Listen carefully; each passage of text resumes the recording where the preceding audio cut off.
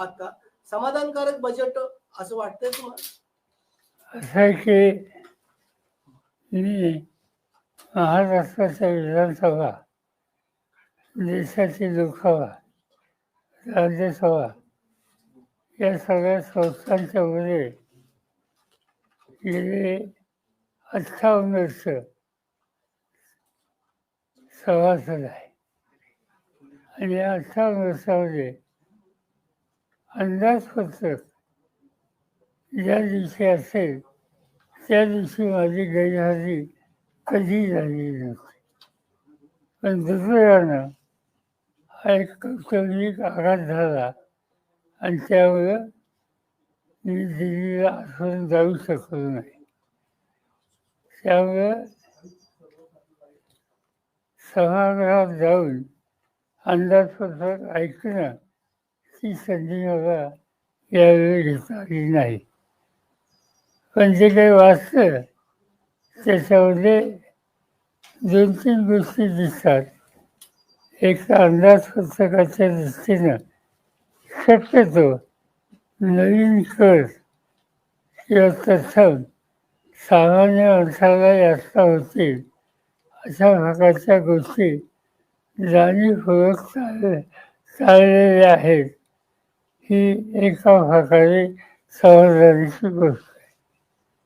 पण या अंदाजपत्रकामधून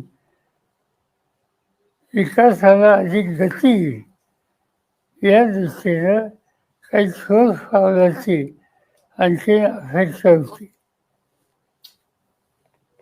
आज त्याच्यानंतर माझ्या मते एक दुसरा निर्णय आता आंतरराष्ट्रीय पातळीवर घेतलेला दिसतोय आणि तो म्हणजे अमेरिकेनं भारताच्या संदर्भात जी कर आकारणी केली होती त्याच्यामध्ये काही प्रमाणात कपात करण्याचा निर्णय घेतलेला आहे.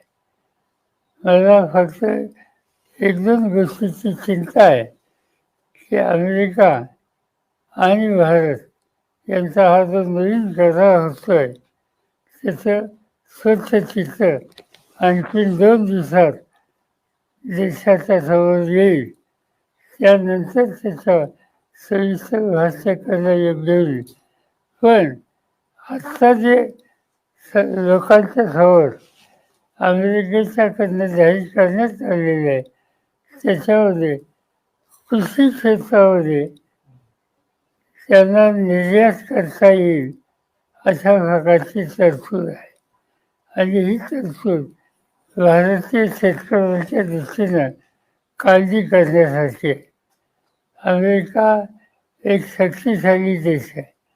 आर्थिक ताकद त्यांची जास्त आहे आणि त्यामुळे त्यांनी एखाद्या महत्त्वाच्या उत्पादन वस्तूंची निर्यात अनेक देशामध्ये करायला सुरुवात केली तर त्याचा परिणाम त्या देशाच्या त्या मालावर विपरीत परिणाम होतो आणि ती स्थिती भारतीय शेतीच्या बाबतीत येऊ नये अशी अपेक्षा माझ्यासारख्याची आहे. साहेब, एकंदरीत अजितदादांची दुर्दैवी घटना घडल्यानंतर राजकीय घडामोडींना वेग आलेला आहे.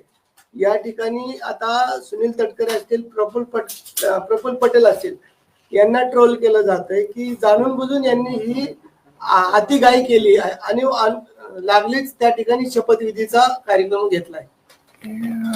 मला काही त्याच्यावर भाष्य करायचं अजितदादांचं स्मारक होतंय बारामतीमध्ये, आपण जागेची पाहणी देखील त्या ठिकाणी केली. कशा स्वरूपात कोणी सांगितलं? मी आता पेपरमध्ये वाचलं की आम्ही तिथे स्मारक करतो वगैरे वगैरे. ही गोष्ट मला माहिती आहे. या संस्थेच्या जागेची चर्चा काही लोकांनी केलेली त्याच्याबद्दल त्या संस्थेचा अध्यक्ष मी आहे आणि त्यामुळे कमीत कमी मला तर ठाऊक असलं पाहिजे असा काही तिथं आम्ही त्या संबंधीचं चर्चाही केलेली आहे. त्याच्या संबंधीचं काय करायचं आम्ही सगळे लोक एकत्र बसू कसं करायचं त्याचा विचार करू. पण ते नसताना, त्याच्यावर त्यांची चर्चा झाली नसताना त्याचं आज हे भाष्य करणं योग्य नाही. साहेब, आपण स्टेटमेंट दिल्यानंतर विलिनीकरणाच्या मुद्द्यासंदर्भात जी चर्चा झाली आणि त्यानंतर मुख्यमंत्र्यांनी त्यामध्ये उडी घेतली. म्हणले जर विलिनीकरणाचा मुद्दा असता तर अजितदादांनी मला या संदर्भात कल्पना दिली असती, आणि जर विलिनीकरणाचा मुद्दा होता तर पवार साहेब एनडीए सोबत येणार होते का? त्यांना हा माझा उल्लेख करण्याचा काय अधिकार समजलं.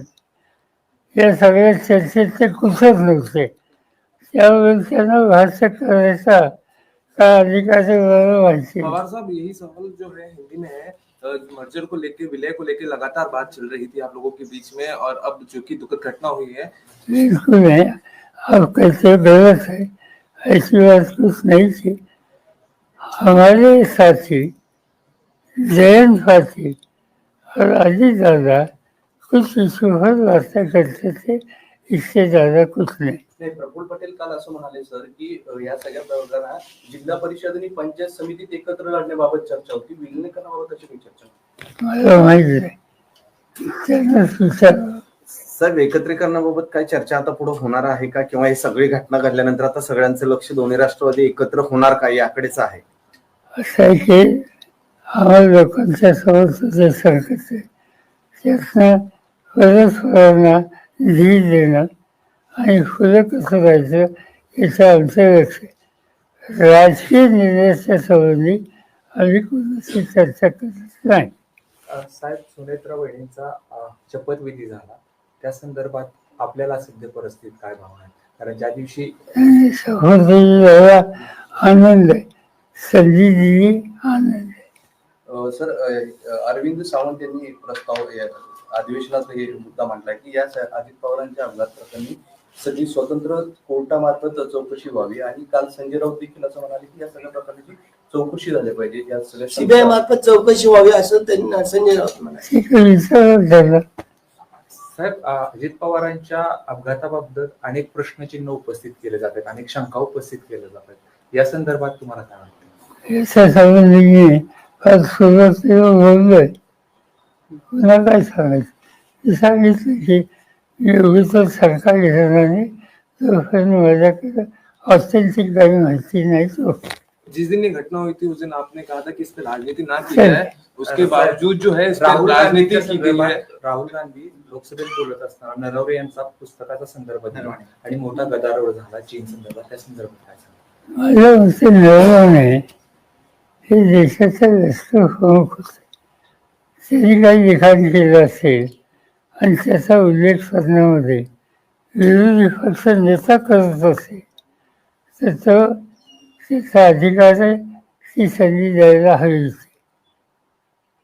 आज कारण नसताना देशामध्ये एक असं संशयाचं वातावरण तयार होण्याची शक्यता दाखवत आहे की लष्कर प्रमुखांनी काहीतरी लिहून ठेवलेलं आहे, याचा अर्थ काहीतरी चिंतेची स्थिती आहे.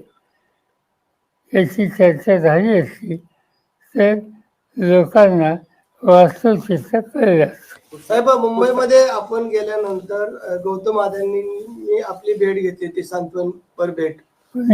गौतम अदानींनी आपली भेट घेतली होती आणि या भेटीकडे संपूर्ण राज्याचंच लक्ष लागलं होतं. काय चर्चा झाली सांत्वन भेटीमध्ये?